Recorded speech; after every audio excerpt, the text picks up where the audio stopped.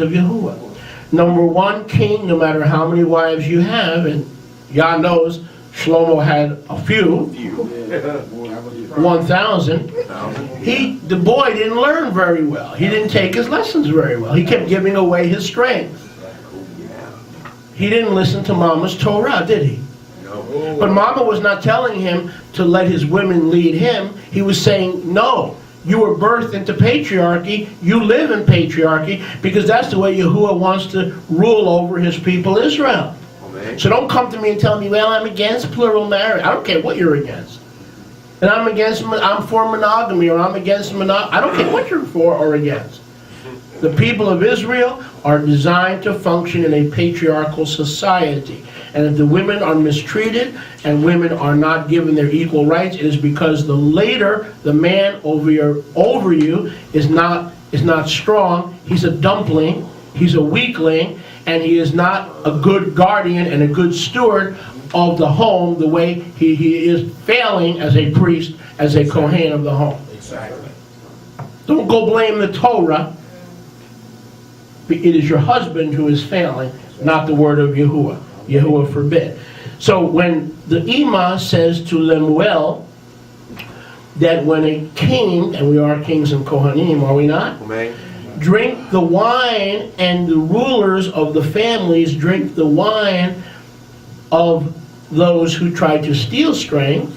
Can I get a witness? Amen. That's how they give away their strength. Let's continue. When they drink of the woman's desire, first we're going to see what a woman ain't. Then we're going to see what an Eshet Chayil is.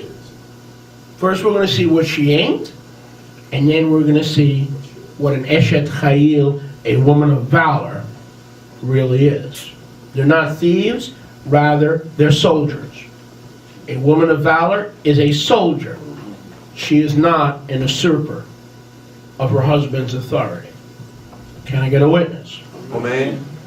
Give strong, lest they drink and forget Torah. So the wine of a woman who has the ability to emaciate or destroy melachim, do not drink of her wine, because she will pervert the judgments of any and of the afflicted the Torah protects and guards. Give strong drink to him that is ready to perish, wine to those that who are of heavy levavot, verse 6. So the wine emanating from a matriarchal controlling spirit will cause those who drink from that spirit to what? To perish and to be afflicted. And if you don't think a husband who is under the complete control and demands of his wife is afflicted, ready to perish, you haven't met some of the men that I have met. Thankfully, I don't have that problem. Rivka is a submitted woman. She's an Eshet Chayil. Verse 8. Open your mouth for those who cannot speak for themselves and are appointed to destruction. So we see that the king is designed to speak, and they are appointed to prevent destruction in their families. That is the strength that a man has. And Eshet Chayil will nurture that strength. And Eshet Chayil will build up that strength. What strength? The strength that he has to speak and advocate and provide for those who would be destroyed or who cannot speak for themselves within the Commonwealth of Israel. You follow me? Oh, yes. If the man is kadosh, he will provide. He will stand for those who cannot work. He will stand for those who cannot provide. He will stand for those who are weak, who would be destroyed without his leadership. Now, you can look at me strange all you want. I'm not going to change my message. The Commonwealth of Israel is a patriarchal society. Now, I understand Western civilization doesn't function that way. I understand that.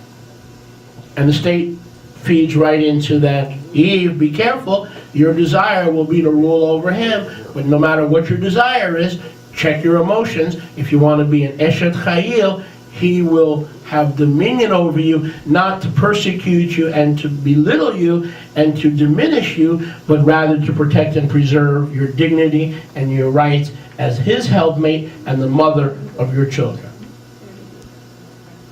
Are you with me? I said, are you with me? Amen. Verse 9. Open your mouth, O Kohen of the home. Judge righteously. We can't judge righteously apart from the words of Torah. And plead the cause of the poor and the needy and the elderly. Well, now the state takes care of the poor and the elderly. State handouts keep coming to mama. That's all designed to steal the strength of Yahuwah's program, of Yahuwah's plan. In the assembly of Israel, it is the fathers to provide for the poor, the fathers to provide for a widow. Oh, she's a widow indeed, and she's over 60. Let her not be placed in the burden if she's under 60, let her not be placed in the burden of the Kehillah. But take the younger women, because when they wax wanton against Mashiach, they will desire a man, bring them in. Oh, you already have 2 wives? I didn't ask you how many you had. Be a Kohen, be a priest. Take the young widows and let the older wives of the man teach them and instruct them, so the family of Israel can be built up. The family of Israel is a patriarchal society. It is a society where the older women disciple the younger women, and the widows under 30, 40, who are widows indeed, lest they, King James, wax wanton against their first love. Now, I'm keeping it clean here, but there's a different word in modern English for wonton, and it has nothing to do with wonton soup. I'm not talking about wonton soup. All right? It begins with an H. All right? And it ends with a Y. Is that enough of a clue? Yeah. All right? Not going any further. So when they begin to wax wonton, it doesn't mean they're craving Chinese food. Let them marry, and if you've got the strength, and if your wife respects you, and your children are in subjection, marry the woman, bring her into your home, and let the wives disciple her. So when the word talks about women discipling women, it's within the home, within the family, within the community of Israel. The community of Israel is made up of what? Families. Not, well, the church will pay the electric bill. The church will pay the state. The state won't help. Catholic services. This is all nice. Thank goodness for a few helpers out there. But the people of Israel are designed to provide for each other. When Yeshua comes, we talk about a kingdom, and we don't even know how the kingdom is going to be administered. The word of Yahuwah is clear. The kingdom administered will be when he is king over all the families of Israel. How many families of Israel are there? 12. These 12 families will be expanded to include all the nations. And these are patriarchal families with many wives and many children. And the women raise up the women. The men disciple the man. The children are raised up in the nurture and admonition of Yahuwah. So the kingdom, the way the kingdom will be administered, and I'm going to prove it to you, is through expanded patriarchal families. That's why he told the disciples, don't worry, you've left everything to follow me. So in this life, you will receive 100-fold, and in the Olam Haba, what?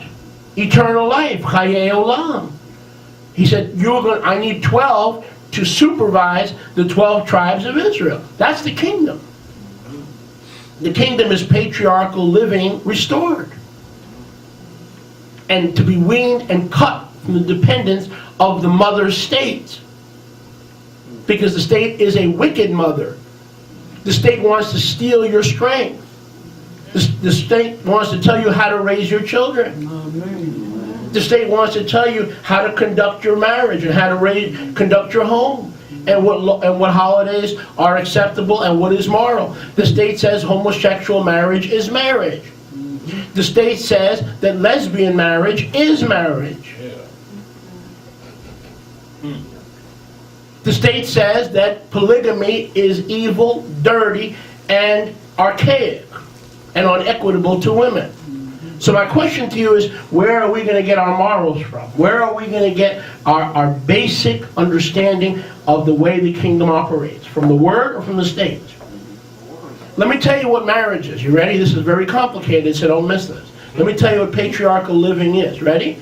Whatever Yahuwah says is marriage, whether the state licenses it or doesn't license it, that's what marriage is. And when Yahuwah says, a man shall not lie with a man as he lies with a woman,